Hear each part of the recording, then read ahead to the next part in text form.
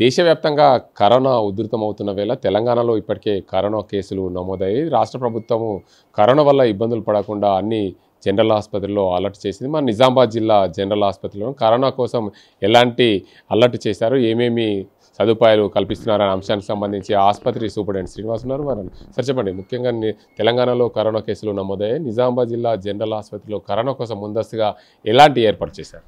Government general hospital నిజామాబాద్లో వీళ్ళుగా అంటే ఒక ఐసోలేషన్ ఒకటి వార్డు ఏర్పాటు చేస్తామండి.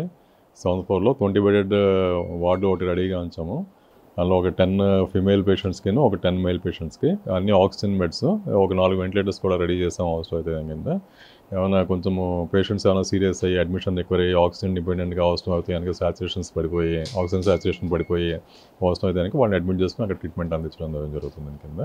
అంటే గతంలో ఉన్న కరోనా కంటే ఈసారి కరోనా వేరియంట్స్ చేంజ్ అయినాయి, దానివల్ల కొంచెం ప్రజలు ఇబ్బందులు పడుతున్న పరిస్థితి. దాంతో అంటే ఎలాంటి ఎఫెక్ట్ ఉండబోతుంది?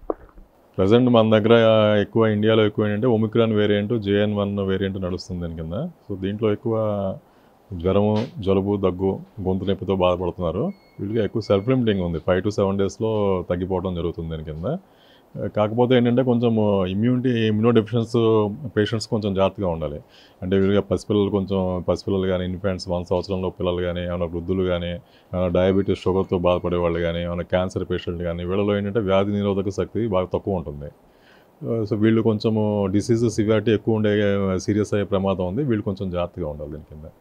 అయితే కరోనా గతంలో కంటే ఈసారి వేరియంట్స్ చేంజ్ అయినాయి కాబట్టి ఏవైతే ఇమ్యూనిటీ ఉన్న పేషెంట్స్కి ఎలాంటి ఇబ్బందులు లేదని చెప్తున్నారు. కానీ ఎలాంటి జాగ్రత్తలు తీసుకుంటే బాగుంటుంది? ఒకవేళ కరోనా పేషెంట్స్ ముందు ఉన్నారు, రాష్ట్రంలో కరోనా విజృంభించిన తర్వాత మనకు కరోనా రావద్దు అంటే ఏం చేయాలి?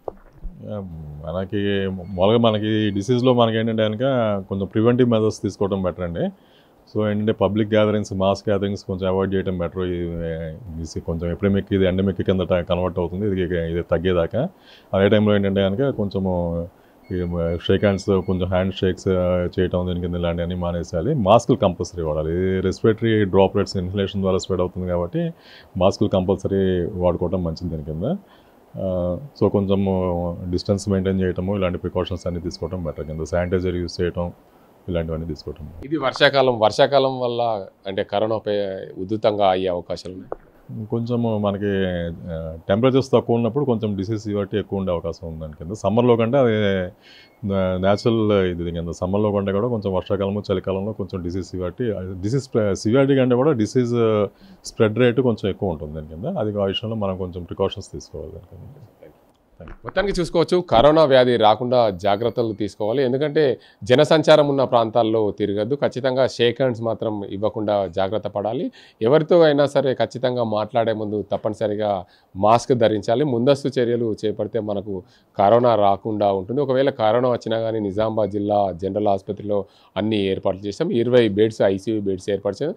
10 మగవారి కోసం, 10 ఆడవారి కోసం బెడ్స్ అన్ని కూడా ఏర్పాటు చేస్తాం. ఎలాంటి ఇబ్బందులు రాకుండా ప్రజల కోసం అన్ని ఏర్పాట్లు అయితే జిల్లా జనరల్ ఆసుపత్రిలో చేస్తున్నామని చెప్పి ఆసుపత్రి సూపరింటెండెంట్ శ్రీనివాస్ చెప్తున్నారు. ఇది ఇక్కడ పరిస్థితి. ప్రపంచంలో ఏ మూల ఏ క్షణం ఏం జరుగుతుందో వేగంగా తెలుసుకోవడానికి తొలి వెలుగు వాట్సాప్ ఛానల్ని ఫాలో చేయండి.